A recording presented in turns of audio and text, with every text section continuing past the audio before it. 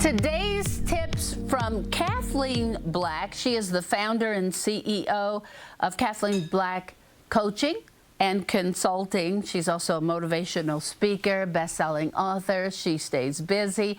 She's joining us today. Kathleen Black, thank you so much for joining us. Thank you for having me. I'm excited to be here. All right, so I stopped making resolutions, and this is a bad excuse. I stopped making resolutions because I never kept them.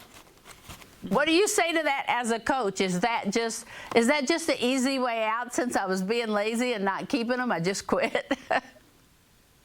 I don't think it's a lazy way out. I mean, I think we can all relate to it. The majority of people set resolutions that we don't keep, but I think the magic is figuring out how to turn those wants and needs into something that we can have a commitment to. And I think there is a way to set resolutions that are powerful for us. It's just, you're absolutely right. Most of us haven't had that experience.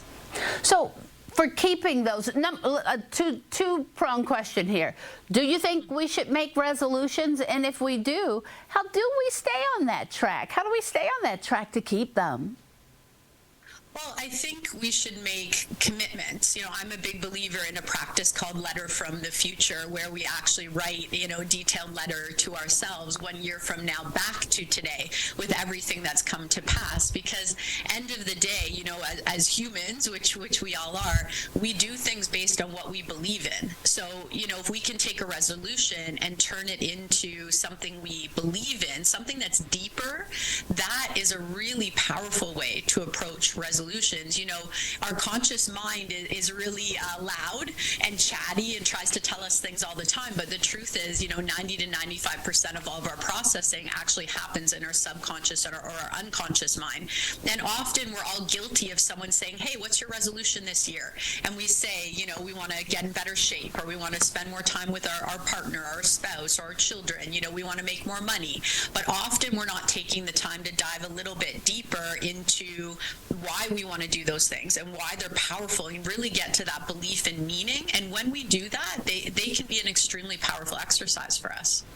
Can we do that alone? I mean, can we just as that person, or is that when someone like you comes in? Like, explain what you do as coaching and consulting. Can we do that by ourselves, or do we need someone to lead us?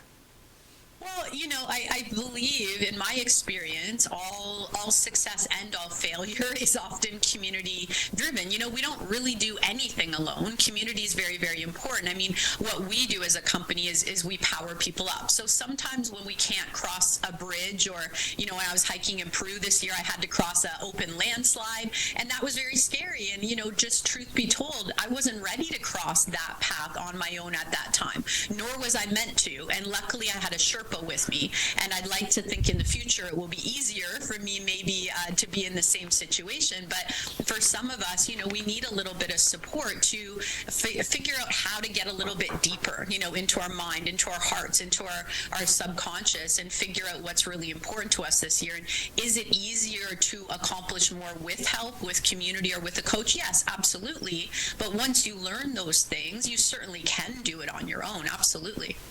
Talk about what you do, if you would. What we do to help people get into their unconscious? Well, we start with vision, right? So one of the most powerful ways to connect with our unconscious mind is using visionary work. And we hear all the time about, you need to do a vision board. And vision boards are great. I would never knock them, but they're kind of the icing on the cake. And we want to get to the fundamental ingredients that are going to actually make your cake or your cupcake, whatever you're looking to have. So a letter from the future is a much deeper process where we're truly envisioning who we are throughout this year ahead. How are we showing up as people? And those are resolutions that we can stick to a little bit more. I don't think anybody wants an extra to do on their list for the day. No. We're all busy, right? We all have so many things we're trying to get done, whether you have little kids or bigger kids, or you're volunteering your community, or you're caring for aging parents or loved ones. There's so many things happening around us all the time. We don't need another to do, but we can then write something where we envision ourselves having a bit more compassion or listening a bit more, or maybe we choose to approach things with curiosity instead of judgment and anger. And it's fascinating that if we actually write these letters and envision ourselves in a new and slightly different way, we believe different things about ourselves. And when we believe different things about ourselves, our actions change in alignment. So it moves from another thing we have to do into, hey, I'm just trying to be a little bit more present. And, I'm going to put it on my calendar so that every day this year in 2023, I'm going to remind myself that I made a commitment to be a little bit more present every single day. And it's amazing what a shift like that, who we're being and how we show up as a resolution, can actually do for us at the end of 12 months. Well, I was looking at some of what's in the top 1% life, and I almost couldn't breathe after I read some of it, because make it home in time for dinner, spend your nights and weekends with family, take an actual break without your phone. I mean, I almost can't breathe when I read those, because I want to do it, but I never have. Yeah. Yeah.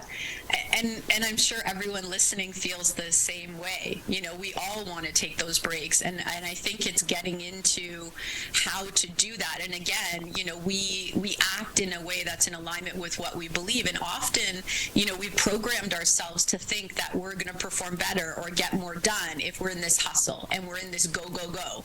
But, all the research behind it actually shows us that we show up more productive, that we're more efficient, that most of us in business are more profitable when we do take those breaks and we do take that time with our family, because the same skill set to set those boundaries in our personal lives serves us in our business lives as well. So it's been amazing to watch people kind of shift from that hustle, go, go, go, to a place where they feel a bit more grounded and present, and they actually feel more prosperity, not just financially, but in well-being, in their community and their lives. I'm going to have to finish the book, The Top 1% Life, Relentless to Rise, KathleenSpeaks.com. Kathleen Black, we thank you for sharing your wisdom and your prosperity today. We appreciate you very much. Thank you so much for having me. I appreciate you. I appreciate being here. And I hope everyone has, a little bit of a commitment with the resolution that serves them this year. Thank you, Kathleen, very, very much. Thank you.